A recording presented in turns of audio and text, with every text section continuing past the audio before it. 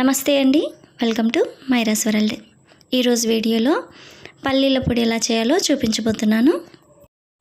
ఇడ్లీ పైన కొద్దిగా నెయ్యిని వేసి ఈ పొడితో పాటు తింటే చాలా బాగుంటుందండి.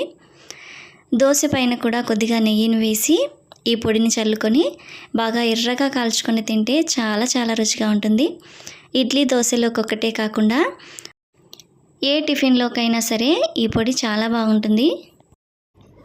మా ఇంట్లో ఇంకా వేరే పచ్చళ్ళు, పొడులు ఏవి ఉన్నా లేకపోయినా ఈ పొడి మాత్రం కంపల్సరీగా ఉంటుందండి.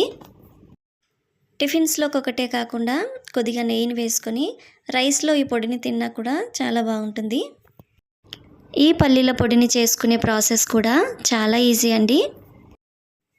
పల్లీల పొడిని తయారు చేసుకోవడానికి స్టవ్ ఆన్ చేసి ఒక పెన్నాన్ని పెట్టుకొని పెన్నం కొంచెం హీట్ అయిన తర్వాత పల్లీలను వేసుకొని వేయించుకోవాలి. కొలతలు ఏమీ లేవండి, మనకు కావలసినంత పొడికి తగ్గట్టుగా పల్లీలను తీసుకుంటే సరిపోతుంది. ఇక్కడ నేను 1/2 kg పల్లీలను తీసుకొని వేయించుకున్నాను. పల్లీలను వేయించేటప్పుడు ఎప్పుడూ కూడా మంటను సిమ్లో పెట్టుకొని వేయించుకోవాలి. అప్పుడే పల్లీలు పచ్చిగా లేకుండా లోపలి వరకు చక్కగా వేగుతాయి. పల్లీలు బాగా వేగిన తర్వాత వీటిని ఒక ప్లేట్లోకి తీసుకొని పూర్తిగా చల్లారే వరకు పక్కన పెట్టుకోవాలి. ఇవి పూర్తిగా చల్లారిన తర్వాత వీటిపై ఉన్న పొట్టును తీసేసి ఇప్పుడు వీటిని ఒక మిక్సీ జార్లో వేసుకోవాలి. పల్లీలన్నిటినీ వేసుకున్న తర్వాత 10 నుంచి 15 వరకు వెల్లుల్లి రెబ్బలను పొట్టి తీసుకొని వేసుకోవాలి. ఇప్పుడు 2 టీ స్పూన్ల కారం, 1 టీ స్పూన్ ఉప్పును వేసుకోవాలి.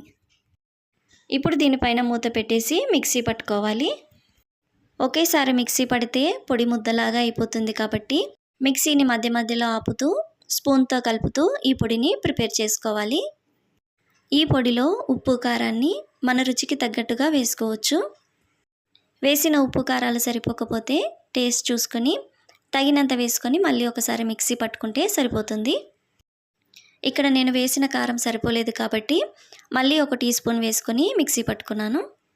వేసుకునే ఇంగ్రీడియంట్స్ తక్కువే, చేసుకునే ప్రాసెస్ కూడా చాలా ఈజీ, కానీ టేస్ట్ మాత్రం చాలా బాగుంటుందండి. వీడియో నచ్చితే మీరు కూడా ట్రై చేయండి.